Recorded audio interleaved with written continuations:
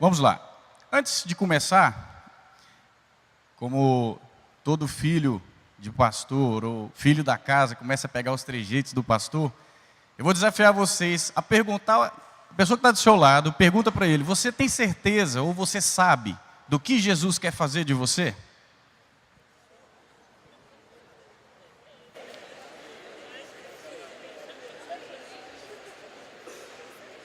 Como é um culto de quarta-feira, eu entendo que a grande maioria vai pensar: mas que pergunta mais indevida. Lógico que ele quer que a gente seja salvo, né?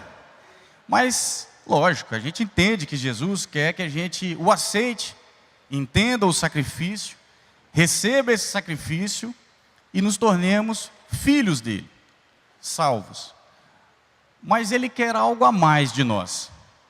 Para que a gente possa desvendar o que é que Jesus quer fazer de você, eu vou convidar vocês a abrir a Bíblia, a palavra de vocês, quem tiver os smartphones, no Evangelho de Lucas, capítulo 5, versículo de 1 a 11.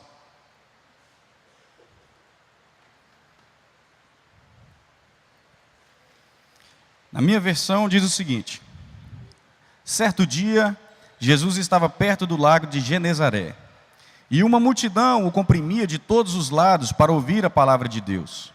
Viu à beira do lago 2 barcos, deixados ali pelos pescadores que estavam lavando as suas redes. Entrou em um dos barcos, o que pertencia a Simão, e pediu-lhe que o afastasse um pouco da praia. Então sentou-se no barco e ensinava o povo. Tendo acabado de falar, disse a Simão: vá para onde as águas são mais fundas, e a todos lancem as redes para a pesca. Simão Pedro respondeu: mestre, esforçamo-nos a noite inteira e não pegamos nada, mas porque és tu quem está dizendo isso, vou lançar as redes. Quando o fizeram, pegaram tal quantidade de peixes que as redes começaram a rasgar-se. Então fizeram sinais a seus companheiros no outro barco para que viesse ajudá-los, e eles vieram e encheram ambos os barcos, ao ponto de começarem a afundar. Quando Simão Pedro viu isso, prostrou-se aos pés de Jesus e disse: afasta-te de mim, Senhor, porque sou um homem pecador. Pois ele e todos os seus companheiros estavam perplexos com a pesca que havia feito, como também Tiago e João, os filhos de Zebedeu, sócios de Simão. Jesus disse a Simão: não tenha medo, de agora em diante você será pescador de homens. Eles então arrastaram seus barcos para a praia e deixaram tudo e os seguiram. Amém? Amém. Santo Deus e Pai, obrigado, Senhor Deus, pelo privilégio de nós termos a liberdade de acessar a Tua Palavra, Pai.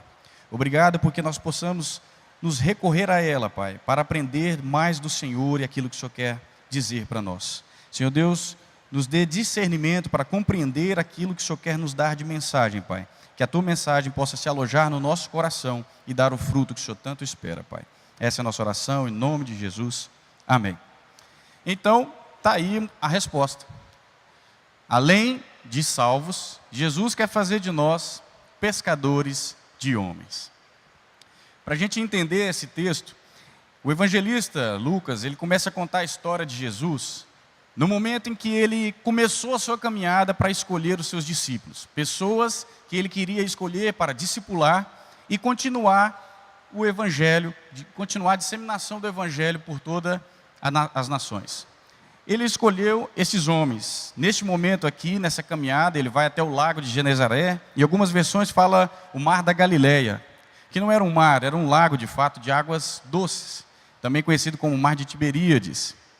Essa região era uma região muito próspera, e a atividade pesqueira, ela era muito próspera naquela região. Era conhecido por todo o Império Romano, pela quantidade de peixes, de comércios, então tinha muitas companhias pesqueiras naquele lugar. A turma de Simão Pedro era uma delas. Naquele lugar, Jesus chegou a esse povo, esses homens que já tinham pescado uma noite anterior e não tinham pego nenhum tipo de peixe. Já estavam nas margens, lavando seus equipamentos, e Jesus acaba por desafiá-los. Mas antes de desafiá-los, Jesus ele teve que se sentar e começar a pregar para uma multidão, porque o ministério de Jesus já havia começado naquela época.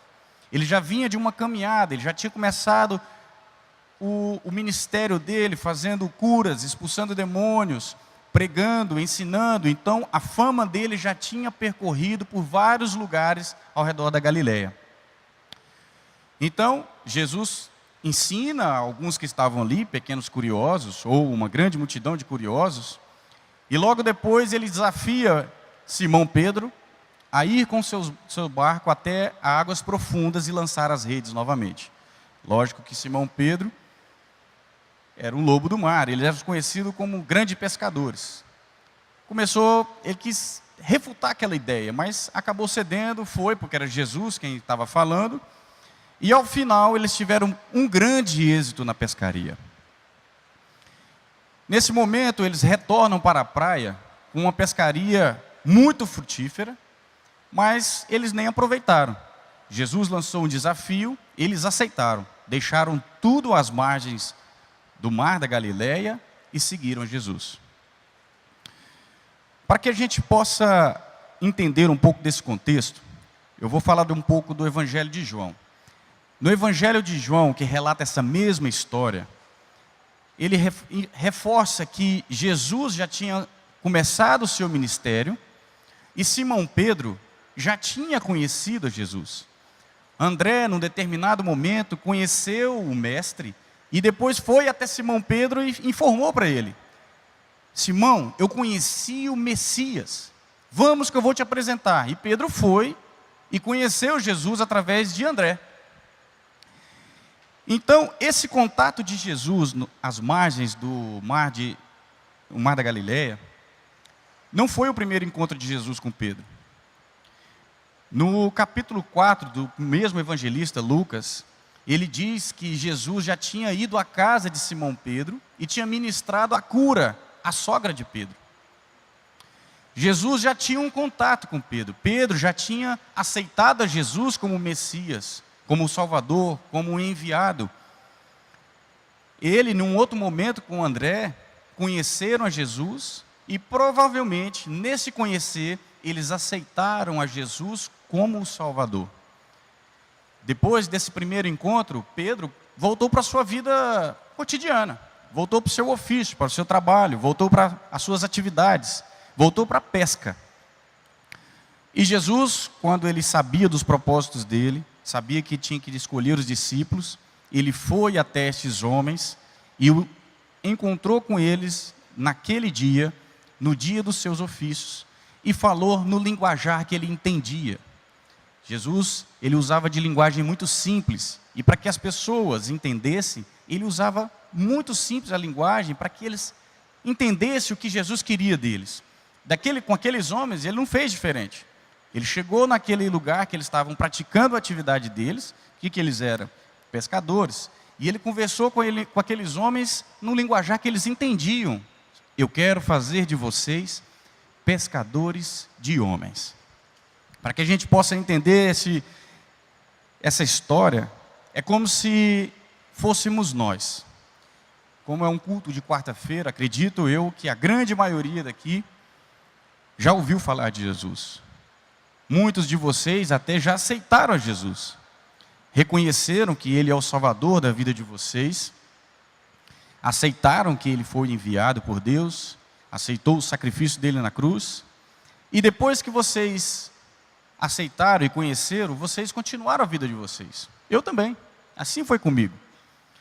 Nós aceitamos Jesus, mas cada um de nós voltou para a sua atividade, para o seu ofício, para o seu trabalho, para a sua faculdade, para o seu lazer, não sei o que você faz, mas você voltou para a sua vida cotidiana. É como se Jesus chegasse para você no local que você trabalha, no local que você vive. Como se ele chegasse para mim, eu sou engenheiro, construtor de casas, e ele dissesse assim para mim: Valdo, eu não quero mais que você seja apenas um construtor de casa. Eu quero que você seja agora um reconstrutor de lares destruídos. É como se ele chegasse para você, que é médico: eu não quero apenas que você agora medique as pessoas, eu quero que você cure as doenças da alma. É como se ele falasse para você, que é advogado: eu quero que você advogue em favor do Evangelho. Ou administradores, e ele chega para você: agora eu quero que você administre os conflitos da alma. Jesus, ele quer nos usar no local que nós estamos. Ele utiliza da linguagem simples para que a gente entenda o que ele quer para nós. Ele utilizou essa linguagem com esses pescadores, a linguagem que eles entendiam. Chamou para ser pescador de homens. Eles eram pescadores de peixes, agora não mais. Vocês serão pescadores de homens. Jesus, quando ele decidiu por chamar a Pedro para ser o seu discípulo, não foi à toa. Pedro, ele reunia característica de um pescador. E Jesus não queria que ele fosse um simples pescador. Ele não chamou ele lá e mandou ele pescar com uma varinha de pesca. Pescar com uma rede. Ele quer que nós sejamos pescadores e pescadores abundantes. Pedro reunia 3 características fundamentais para um pescador abundante. Vamos extrair do texto quais foram essas 3 características que nós também devemos olhar para nós e ver se nós temos essas características. A primeira característica de Pedro é a humildade. Um pescador abundante, ele tem que ter como característica a humildade. Humildade? Sim. Primeiro, humildade para reconhecer um fracasso, mas não se abater. No versículo 2 diz: viu à beira do lago 2 barcos deixados ali pelos pescadores que estavam lavando as suas redes. Este ato pode passar batido aos nossos olhos, mas se você analisar bem, estes homens, logo à frente fala para Jesus: Senhor, nós pescamos a noite inteira e não pegamos nada. Só que Jesus, quando encontra esses homens à margem, eles estão lá lavando as redes. O lavar as redes é sinal de que esses homens, mesmo tristes, abatidos por uma pescaria totalmente infrutífera, não se abateram. Eles se puseram a lavar as redes porque eles deveriam se preparar para o próximo dia de pescaria. Esses homens não se abateram porque a pescaria foi infrutífera. Não chegaram às margens daquele lago e começaram a chorar. Ah, não pegamos nada, vamos largar de mão isso aqui. Não.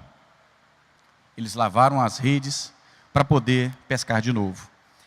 Ele teve humildade para reconhecer que ele não é dono da verdade. No versículo 4, Jesus diz a Simão: vá para onde as águas são mais profundas, e a todos lancem as redes para a pesca. Esse trecho aqui, ele chega até a ser um pouco engraçado, porque Jesus, reconhecendo que eles estavam ali um pouco frustrados, abatidos por causa de uma pescaria infrutífera, e convida-os para se lançar ao mar novamente. Esses homens passaram a noite inteira pescando, estavam ali apenas lavando as suas redes, e Jesus os desafia: Simão, vamos para águas mais profundas para lançar as redes e pescar de novo? Aí Simão e a turma dele, eles eram conhecidos como os lobos do mares. Esses caras viviam da pesca. Esses caras são profissionais, conhecem tudo. Sabem de clima, temperatura da água, profundidade ideal para lançar, sabe qual o horário, sabe qual o equipamento. Eles sabiam que aquele horário não era ideal para a pesca. Talvez até eles poderiam ter falado: ô Jesus, não leva a mal não, mas eu sou pescador, o senhor é carpinteiro, fica o senhor na sua e eu na minha e a amizade continua. Ou então, poderia ter até debatido com Jesus: ô Jesus, pescamos a noite inteira, olha, eu usei todos os meus equipamentos, olha aqui, todos, usei todas as minhas técnicas, comprei esse GPS novo aqui, ó, lá em Jericó, da profundidade, quantidade de peixe, não pegamos nada. Agora o senhor quer que eu vou em águas profundas, porque todo bom pescador sabe que o local é meia rasura, que os peixes estão dormindo à noite. Jesus chama ele para ir para águas profundas. E o senhor quer que eu vou lá? Mas ele não falou isso. Talvez nós, com pensamentos humanos, pensaria dessa forma. Se alguém chegasse para nós, para nos desafiar no nosso ofício, talvez nós não teríamos a humildade para achar que nós não somos os donos da verdade. Como terceiro ponto da humildade, ele teve humildade para reconhecer o seu estado de miserabilidade diante da majestade de Jesus. Quando no versículo 8, Simão Pedro viu isso, prostrou-se aos pés de Jesus e disse: afasta-te de mim, Senhor, porque eu sou um pecador. Simão Pedro reconhece que ele é um pecador e reconhece o poder de Jesus. Ele sabe muito bem que aquele resultado que foi alcançado não foi por méritos humanos. E ele reconhece o seu estado de miserabilidade. E ele sabe que o que é santo não habita perto do pecado. Nós também, nós devemos reconhecer o nosso estado de miserabilidade. Em Tiago, capítulo 4, versículo 10, diz: humilhem-se diante do Senhor e Ele vos exaltará. Agora, nós não podemos usar o fato de reconhecer que somos pecadores e viver de pecado. Uma coisa é reconhecer que nós somos miseráveis. Outra coisa é gostar de viver nessa miserabilidade. A Cibapa, nós estamos passando pela estação colheita. É uma estação muito bonita. É a estação em que a igreja chega ao ápice da sua colheita dos resultados.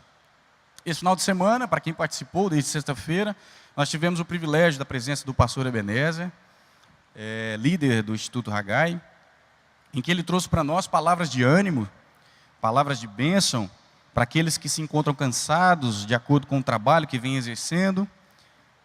E não só isso. A igreja viveu esse final de semana, eu chego a dizer que é o ápice do projeto evangelístico anual da igreja. No sábado, aqui à noite, nós tivemos a multiplicação. Vieram à frente vários líderes de pequeno grupo, líderes em treinamento, que já estavam totalmente capacitados a assumir os seus pequenos grupos com a multiplicação. No domingo, no culto à noite, vieram à frente todos os novos congregantes que estão vindo para a Cibapa através do batismo, carta de aclamação, carta de transferência. Esse final de semana foi o final de semana em que a Cibapa puxou as suas redes para cima do barco e olhou dentro da rede os seus resultados. Este final de semana foi um final de semana mágico, porque é o encerramento do ano. Nós começamos no cultivo, no cuidado, no crescimento, e agora nós estamos no momento de colheita, no momento de retirar as redes de dentro do mar, colocar em cima no assoalho do barco e olhar os resultados. A rede, todos nós lançamos, cada um de vocês participou com um tipo de rede, com um tamanho de rede. Você puxou a sua rede para ajudar nesse resultado. Como é que estava a sua rede? Estava cheia? Você contribuiu para os resultados dessa pescaria altamente frutífera? Se você estava com a rede cheia, glória a Deus, nós temos que glorificar a Deus, porque tudo é para Ele. Agora, a sua rede estava vazia? Você em nada contribuiu? Não trouxe ninguém? Não multiplicou? Não virou líder? Não se deixa ser liderado? Isso não é nem para a gente poder saber quem não fez, porque as minhas redes também vieram vazias esse ano. O que eu quero perguntar é: a sua rede veio vazia, mas você está abatido com esse fracasso? O fracasso, ele faz parte. Ninguém vive só de sucesso. Esses homens são pescadores, viviam numa região altamente próspera. Em torno de 30 cidades se desenvolveram ao redor do mar da Galileia. E todas elas com mais de 15 mil habitantes. Era uma região rica. Ali estava acostumado com a grande quantidade de peixes. Esses homens lançaram as redes e voltaram com elas vazias, cheias de sujeira e cansaço de uma noite em claro de trabalho. Mas eles não se abateram. E eu te pergunto, como é que está a sua situação diante das suas redes, se estiver vazia? Se você não contribuiu com nada nesse final de semana, você tem que começar a pensar: como eu estou reagindo diante desse momento de fracasso? Eu estou achando que eu sou o dono da verdade? Eu estou achando ao ponto que até eu acho que eu sou merecedor da graça de Deus?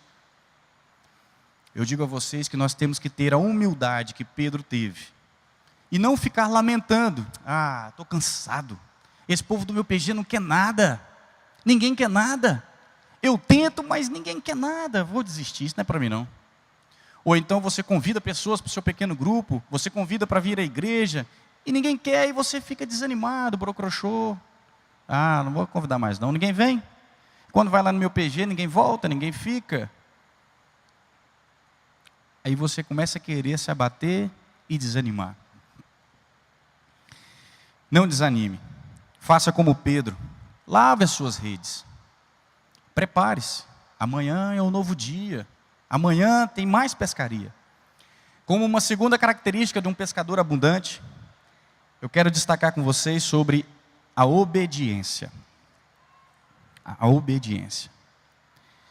Antes de nós irmos para a obediência, tem um ponto interessante dessa passagem que às vezes passa batido da gente. A gente lê várias vezes. Eu acredito que aqueles que já têm muito tempo de cristianismo, já passou por essa passagem, já está até cansado de tanto ouvi-la. Mas, quando eu estava conversando com a minha esposa sobre essa passagem, um detalhe saltou aos meus olhos, que é da seguinte forma. Quando Jesus chamou Simão Pedro, ele entrou no barco de Simão Pedro. E quando fala que pegaram muitos peixes, eles tinham 2 barcos, mas não foram os 2 barcos que pegaram. O único barco que pegou foi o de Simão Pedro. Sabe por quê? Porque Jesus estava dentro daquele barco. Depois que ele pegou aquela quantidade de peixe, viu que estava para rasgar as redes, foi que ele acenou para os sócios dele, Tiago, João, me ajudem, é muito peixe. Foi então que eles vieram. Sabe qual a diferença? O barco de Pedro tinha Jesus. E é o que eu falo para você. Lave as suas redes. Prepare para lançá-la amanhã. Mas não esqueça de chamar Jesus para ir com você. Senão você vai estar no seu barquinho de novo, sozinho. E pode ser que a próxima pescaria seja novamente infrutífera. E de resultados infrutíferos em resultados infrutíferos, você vai se abatendo ao ponto de, às vezes, não conseguir mais se animar. Nessa segunda característica da obediência, Simão Pedro, no versículo 5, diz o seguinte: Mestre, esforçamo-nos a noite inteira e não pegamos nada. Mas porque és tu quem está dizendo isso, vou lançar as redes. Pedro demonstra aqui uma humildade, porque mesmo com a frustração da pescaria, mesmo entendendo tudo de pesca, e Jesus era um carpinteiro, chamando ele para ir em águas profundas, durante o dia, lançar as redes para pescar de novo, ele obedeceu. Jesus, eu vou lançar as redes, mas é porque tu está mandando. Não é porque eu acho que eu vou pegar de fato, mas é porque o Senhor está mandando, porque eu acho que não vai pegar, mas o Senhor está mandando, eu vou lançar. Em 1 Samuel, capítulo 15, versículo 22, diz que a obediência é melhor do que o sacrifício, e a submissão é melhor do que a gordura de carneiro. Para mim, obediência e submissão, elas andam juntas, elas se completam.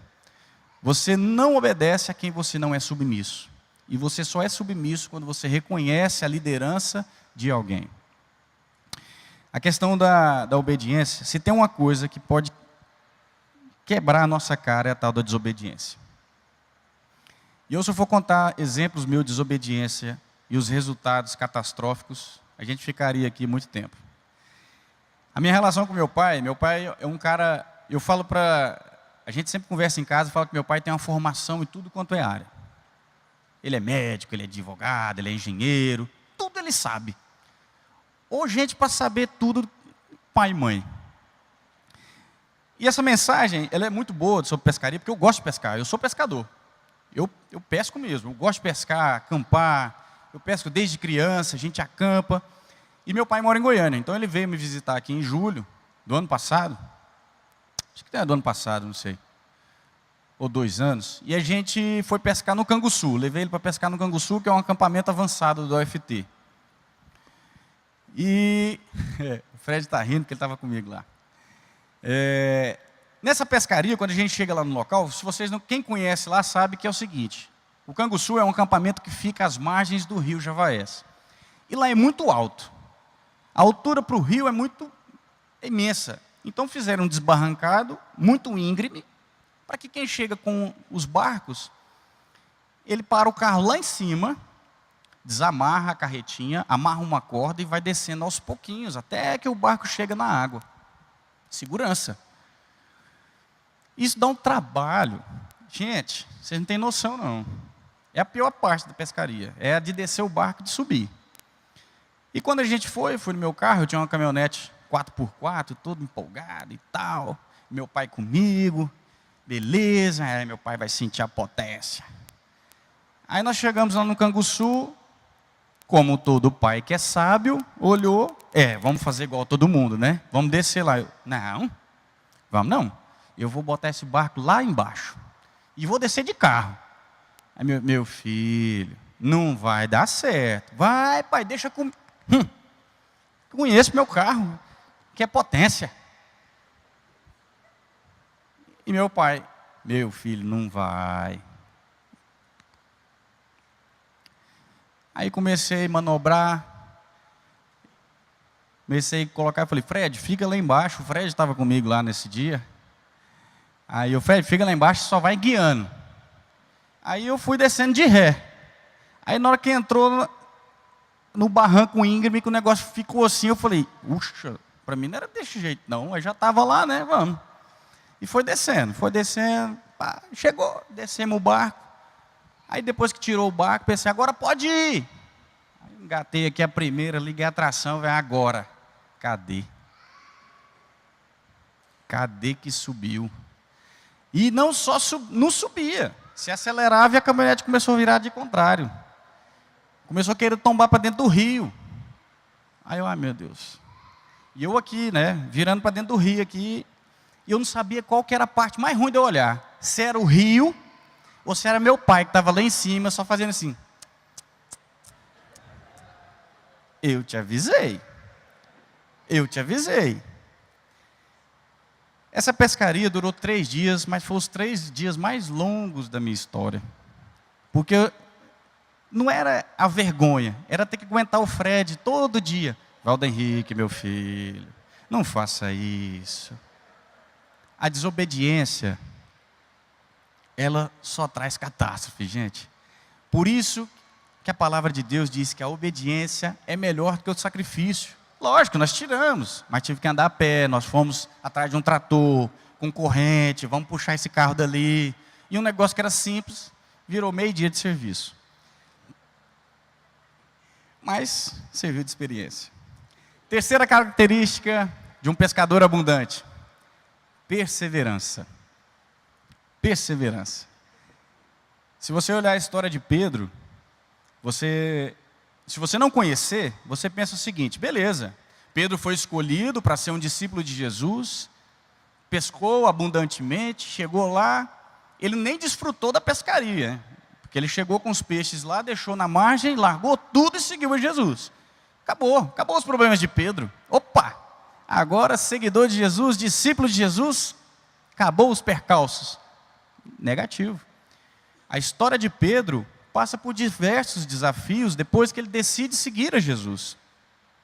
A vida de Pedro não foi fácil. Se a gente for relatar aqui algumas passagens de Pedro, Pedro foi um dos discípulos mais amigos de Jesus. Pedro, em momentos em que Jesus disse, orai e vigiai, ele pegou no sono, dormiu. Uma vez? Não. 2? Não. 3?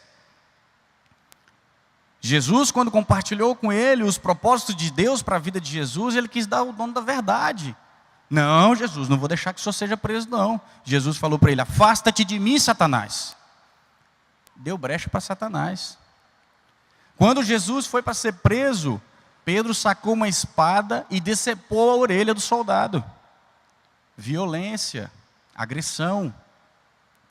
Agora, para matar, para acabar, quando Jesus foi preso, em que ele precisava afirmar sua fé em Jesus, foi questionado, negou Jesus 3 vezes antes que o galo cantasse. Gente, o cara foi dorminhoco, violento, agressivo, foi usado de Satanás, negou Jesus. Se você botar essas 5 dessas aqui num irmão seu aqui, você pensa, não, está desviado. Conheceu Jesus numa época dessa, mas está desviado. Ué. São os percalços da vida. São as turbulências. E na carta de Romanos, capítulo 5, versículo 3, diz: porque sabemos que a tribulação produz perseverança. Pedro passou por um bocado de tribulação, mas ele guardou a fé dele e foi perseverante. Qual que é o resultado? Pescarias abundantes.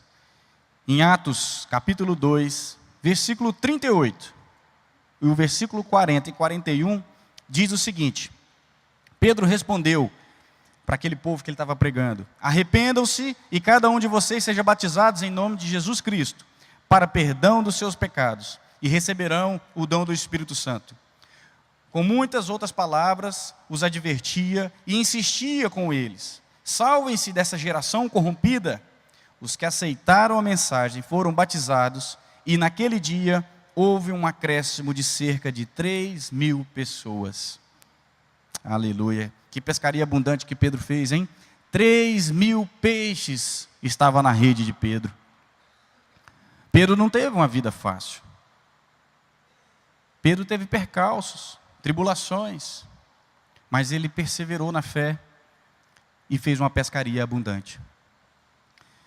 Quando eu falei para vocês que essa mensagem veio para mim há mais de um ano atrás, foi da seguinte forma: eu estava participando de um campeonato de pesca em Porto Nacional. O campeonato de pesca era no sábado, começava às 8 horas da manhã e ia até às 5 horas da tarde. Eu pesco muito nesse lago. Não tem uma vez que eu vou nesse lago que eu não trago um peixe. A hora é muito raro. É difícil, mas acontece. Algumas vezes aconteceu. Mas a gente sempre pega peixe. E nesse torneio, ganhava o torneio quem somava os 5 maiores peixes. Então, juntou eu, meu barco, o barco de uns primos, aí falou: vamos lá, vamos junto, que nós vamos pegar muito peixe, a gente soma tudo e divide o prêmio. Beleza. E nós fomos passar o dia no lago. Começamos a pescar, deu a largada, 8 horas da manhã, saímos a pescar. Aí barco para todo lado, e nós fomos para o nosso cantinho lá e começamos a pescar. Daí a pouco começou a entrar um peixe num, peixe no outro, peixe para outro, peixe para um. E eu lá. Deu 8 horas, 9 horas, 10 horas, nada. Deu 11 horas, paramos para almoçar. E eu fiquei pensando: não é possível, na tarde eu vou pegar. À tarde eu pego. Voltamos de novo às 2 horas, aí deu 2 horas, 3 horas, 4 horas eu não tinha pego nenhum peixe. E eu falei: não está certo um negócio desse não. Joguei isca de tudo quanto é tipo. Joguei isca verde, marrom, amarela, isca na superfície, na meia água, no fundo. Joguei desse assim, joguei assado e nada. Não peguei nada. Todo mundo pegando, eu não peguei nada. E aquilo vai entristecendo o caboclo. Você passa o dia inteiro sem pegar nada, você fala: não é possível.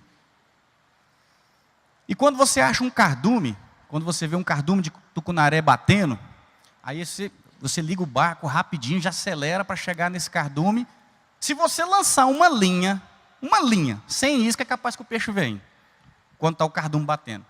E eu vi um cardume, eu falei: é agora, vamos embora. Aí acelerei, foi o primeiro barco que chegou. Eu já lancei a linha, tá, não veio nada. Aí todo mundo foi, todo mundo pegando. Eu falei: não, esses peixes fizeram complô. Os peixes estavam batendo, jogando na minha cara, e não vinha. Falei: não. Aí eu botei meu equipamento de lado, sentei assim. Logicamente, pensei, né? Senhor, o que está acontecendo comigo? Se eu falar um negócio desse em voz alta, aí a crítica dos outros pescadores é grande, né? Não sabe pescar. Aí o Senhor, meu Deus, o que eu fiz? Não, eu dou conta de pescar. Eu sei que eu dou conta de pescar. Eu não estou pegando nenhum peixe, meu Deus. São 4 horas da tarde. Estou aqui desde as 8 horas da manhã. E engraçado que depois dessa pescaria é que eu comecei a ter mais intimidade com Deus. Porque antigamente eu achava assim: não vou ficar incomodando Deus com essas coisinhas picuinhas. Eu achava que a gente tinha que falar com Deus só com coisa séria, né? Doença, não sei o quê, cura. E eu falando com ele, eu falei: não, Senhor, é um peixe, mas é peixe. É peixe. Eu não posso sair daqui desse jeito. Senhor, depois eu vou ter que aguentar o ano inteiro esse povo falando na minha cara que eu não sei pescar. Oh, meu Deus, me manda um peixe, Senhor. Só um. Só um. Pode ser até fora da medida, não tem nada não. Levantei, deu umas 4h30, eu lancei. Eis que veio o peixe. Peguei, eu puxei aquele peixe achando assim, meu Deus, é um tubarão, isso é um tubarão. Puxei devagarzinho, que já estava acabando, eu ia embora, só aquele lá mesmo. Peguei o peixe assim, olhei para ele, aí eu faltei dar um beijo na boca do peixe. Aí acabou, deu 5 horas, encerrou a pescaria, soltaram os foguetes lá e a gente ligou o barco para ir embora. Aí eu pilotando, acelerei, vem aquele ventão, a gente fica todo mundo calado. E eu, admirando a paisagem assim, é quando você percebe que Deus fala com você. Todo mundo tem um momento em que você percebe quando Deus fala, porque você pensa assim, como é que Deus fala com você? Você escutou a voz dele? Olha, eu para falar a verdade para vocês, eu nem sei como é que foi que ele falou, mas eu senti a voz de Deus no meu coração. Eu acho que é a palavra ideal. Porque quando eu estava sentado, me dirigindo ao pier, Deus falou para mim o seguinte, meu filho, eu quero que você tenha essa alegria quando você pescar uma alma para mim. Ele me deu essa mensagem naquela época, eu saí emocionadíssimo. Lógico, eu estava pescando com pessoas que não eram crentes. Então era até difícil compartilhar isso. E eu saí com essa mensagem no meu coração, e eu vivia dizendo para mim, eu sei que um dia eu vou levar essa mensagem. E quando o pastor me deu esse desafio para pregar nesse dia, já tem uns 2 meses atrás, eu nem imaginava que seria tão encaixado num final de semana de colheita de resultados, de pescaria. A mensagem que Deus me deu foi, meu filho, faça de tudo, usa todas as suas iscas, joga de fundo, joga de meia água, joga de superfície, joga colorida, joga preta, joga branca, joga rosa, não importa. Gaste seu combustível, vai em cima, vai embaixo, vai para o lado, se esforce e se alegre, porque você pescou uma alma para mim. Amém? É isso aí. Glória a Deus. A mensagem de Deus, ela é perfeita.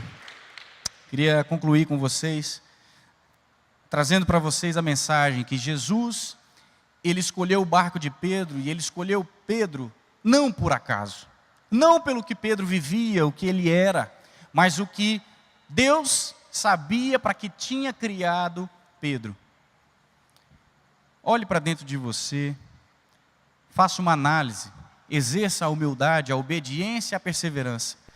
Vocês são escolhidos de Deus para fazer a obra dele, não apenas para aceitar e ficar em casa assistindo televisão, mas é para você pescar, nem que seja uma alma para Jesus. Exerça a obediência, exerça a humildade e seja perseverante, que a temporada de pesca com Jesus não tem Piracema, ela é todos os dias. Amém?